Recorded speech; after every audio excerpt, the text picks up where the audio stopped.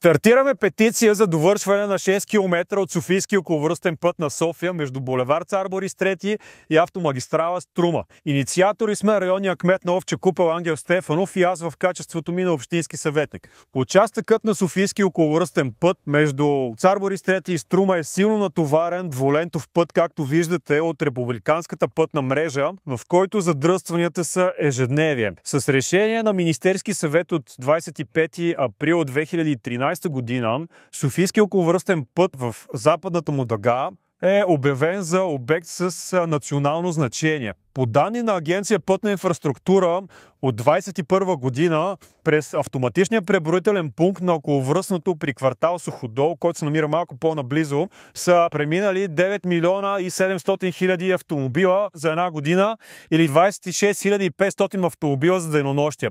А трафикът 4 години по-късно видимо се е увеличил.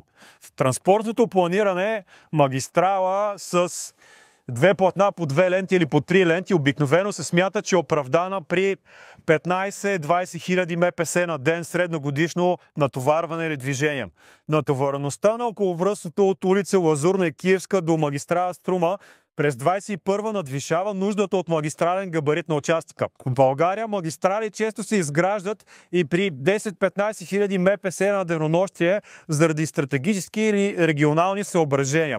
В непосредствена близост до недовършения участък на околовръстното ще се намира и Националната детска болница, която трябва да се обслужва транспортно основно от него.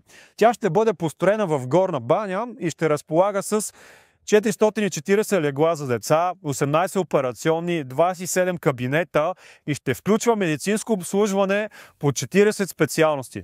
В нея ще работят над 570 сестри и около 340 лекари. Не съществуват никакви пречки от страна на Столична община или на Общинския съвет за довършване на тази част от околовръстното шосе.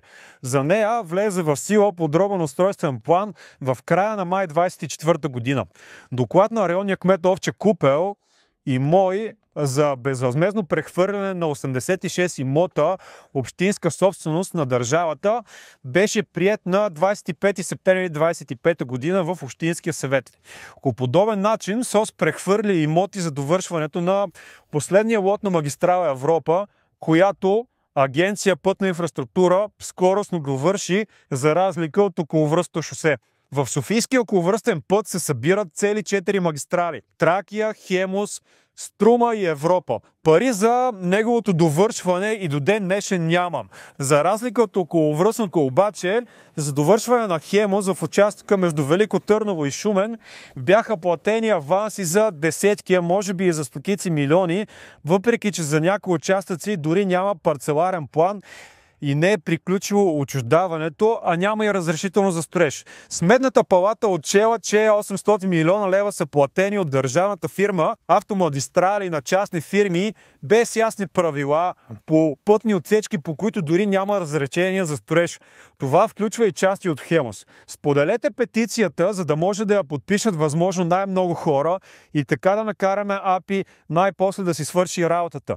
Линк в първия коментар.